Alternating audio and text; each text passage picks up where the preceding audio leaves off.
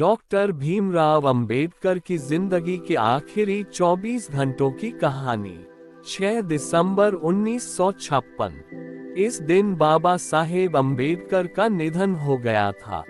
भारत के शोषितों और कमजोर तबकों के संरक्षक डॉक्टर बाबा साहेब अंबेडकर का जाना उनके लिए बहुत बड़ा झटका था।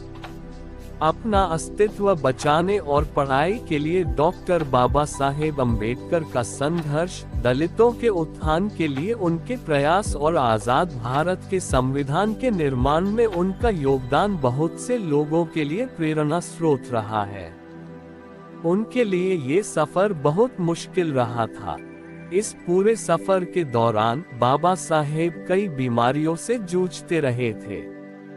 वो डायबिटीज, ब्लड प्रेशर, न्यूराइटिस और आर्थराइटिस जैसी लाइलाज बीमारियों से पीड़ित थे। डायबिटीज के चलते उनका शरीर बेहद कमजोर हो गया था। गठिया की बीमारी के चलते वो कई रातों तक बिस्तर पर दर्द से परेशान रहते थे।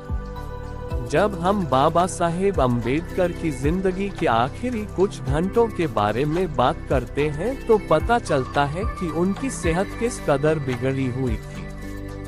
बाबा साहेब ने 6 दिसंबर 1956 को सुबह के वक्त सोते हुए आखिरी सांस ली थी। इस लेख में हम इस बात का पता लगाने की कोशिश करेंगे कि उससे एक दिन पहले यानी 5 दिसंबर 1956 को क्या हुआ था।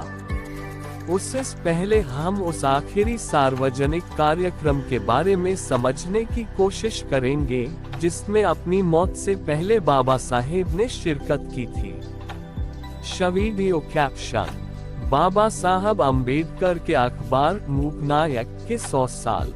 राज्यसभा में आखिरी दिन। वो राष्ट्रीय और अंतर्राष्ट्रीय खबरें जो दिन भर सुर्खियां बनी। दिन भर, पूरा दिन, पूरी खबर।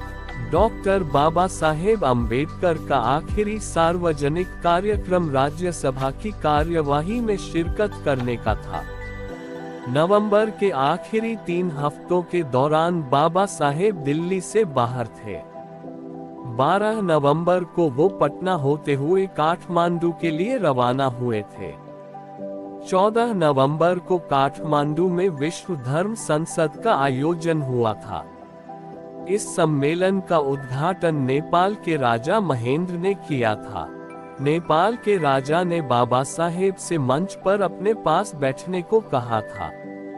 ऐसा पहले कभी नहीं हुआ था। इसी से बौद्ध धर्म में बाबा साहेब के कद का अंदाजा हो जाता है। काठमांडू में अलग अलग जगहों पर तमाम लोगों से मिलने के बाद बाबा साहेब बहुत थक गए थे।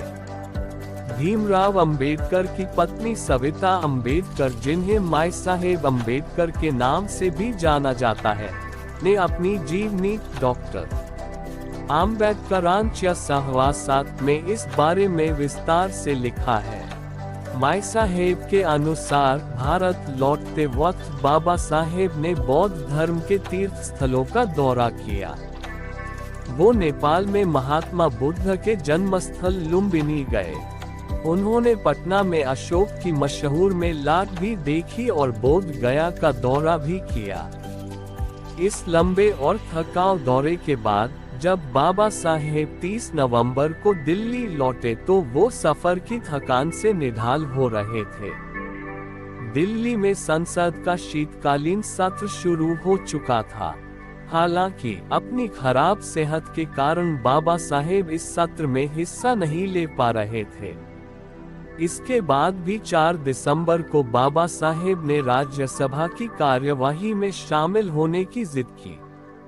बाबा साहेब के साथ डॉक्टर मालवणकर भी थे।